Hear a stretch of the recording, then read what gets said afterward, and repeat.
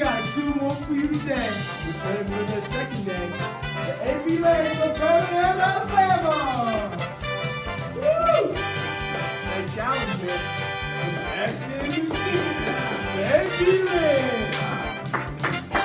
My wins today, dropping out of here, the new full season Harvey. Let's play feud. We asked 100 married men. What's the first thing you do in the morning? Think about the Civil War. Commit suicide? Life! I don't know.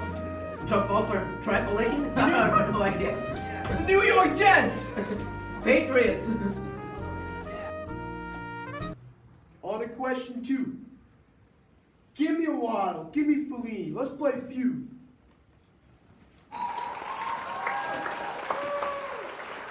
We got the top 4 answers on the board. We asked 100 married men. In the poem, "It was not death, for I stood up," what's your favorite literary device? Illusion. Personification of the bells. This is exemplified when Emily Dickinson said, It was not night, for all the bells put out their tongues for noon. For on my flesh I felt Syracuse crawl, and space stirs all around. Survey says, whoa, how do you know that, big man? yeah. Well, so far the speaker personifies the bells that ring at noon and the space that stares around to show that reality is mocking her here. We know that Emily Dickinson stayed inside a lot, meaning that she got the time of day from the church bells ringing at noon, the actions of the bells putting out their tongues, portray the bells taunting her like a child would often do to a sibling. Space then stares at her, making her out to be isolated, and only having her thoughts and the void to keep her company. Lastly, Syracuse is a Saharan wind that is extremely hot, which crawls on her flesh, as if the pain from the hot wind is equivalent to her isolation. Armand. We asked 100 married men. Favorite literary device from "It was not death, for I stood up."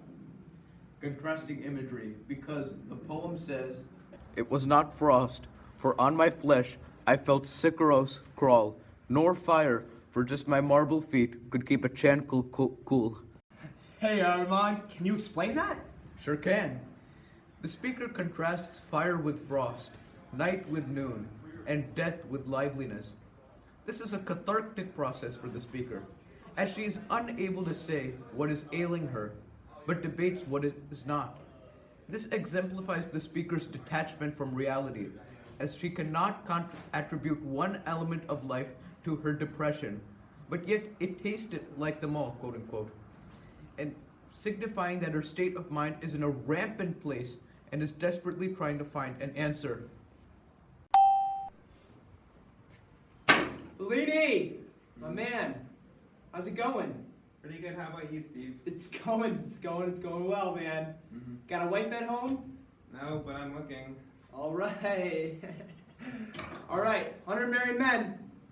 Favorite literary device? "It was not death, for I stood up." Say, parallelism of the first 2 stanzas when Emily Dickinson says, It was not death, for I stood up, while all the dead lie down. It was not night, for all the bells put out their tongues for noon. It was not frost, for on my flesh I felt Syracuse crawl. Not fire, for just my marble feet could keep a chancel cool. Stanzas 1 and 2 repeat the same sentence structure of "It was not X" for insert reason. This is to signify that the speaker has lamented over this topic many times before, as she is able to list them off. Hyphens also appear more frequently in stanzas 5 and 6 to portray Emily Dickinson on the verge of giving up. She has revealed her innermost conflict, and her sentences become shorter and more abbreviated. It suggests that she is running out of time to discover her ailment. What are those literary devices, Mr. Fellini? Is it alliteration in the 3rd stanza? Alliteration, the 3rd stanza? Oh! AP Lang to steal. Can we get an answer? Mr. Waddle. I think ambiguous pronoun "it" because the speaker is confused about reality and is lost on what is causing her despair. The repetition of it portrays a nagging fear in her head that she cannot find out. Paradoxically, it is prevalent in the poem as her detachment from reality is shown in her inability to pinpoint her despair and through other devices. Survey says.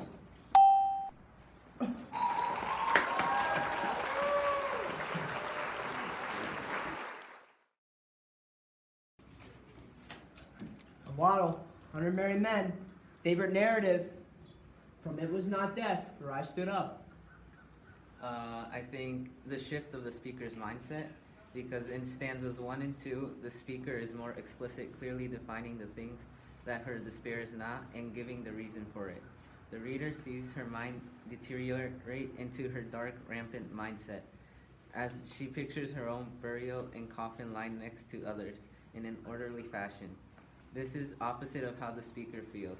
She is in no way orderly, but her life is in chaos without a chance. She then imagines her coffin as a metaphor for succumbing to society and being shapen and fitted to a frame. In the last 2 stanzas, her mind becomes almost dysfunctional as she tries to explain how she feels, chaos, stopless school. She imagines herself on a boat that is without a chance or spar and without a report of land. She cannot find her destination, her answer, and the boat is sinking and she will go down with it. Survey says.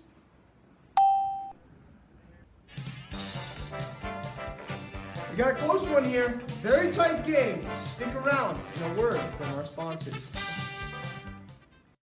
From the Brooklyn College University of New York, the speaker is attempting to define or understand her own condition, to know the cause of her torment. Thus, the poem starts with an unidentified it. The reader doesn't know what the pronoun refers to because the speaker doesn't know the cause of her anguish. The poem traces the speaker's attempt to find a name for it. All right, on the fast money here, okay? All right. 20 seconds, your family depends on it. Back in Montgomery. Let's go. 20 seconds on the clock.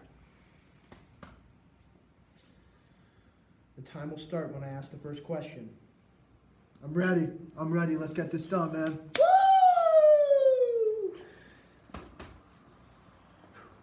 Name one thing you wear inside your house. Pajamas. Name one thing you wear to school. T-shirt. Name one thing you drive on. Car. Name one thing you eat at lunch. Sandwich. 5 seconds. Thesis. It was not death, for I stood up. Okay. It was not this death, and it was not night. It was not fire, nor it was frost. It is clear that the speaker, or perhaps Emily Dickinson herself, is lost in a sea of depression. 4 seconds. The only thing not clear about it is it itself.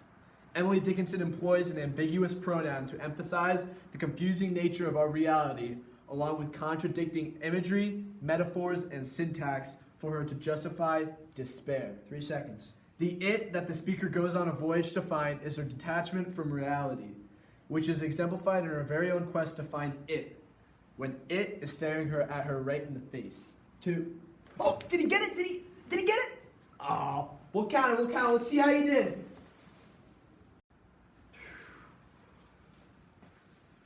Oh, let's go! You're driving out of here in the new Ford Fusion Hybrid. Get in there, baby. Nice little wheels there. Grandma's gonna love this.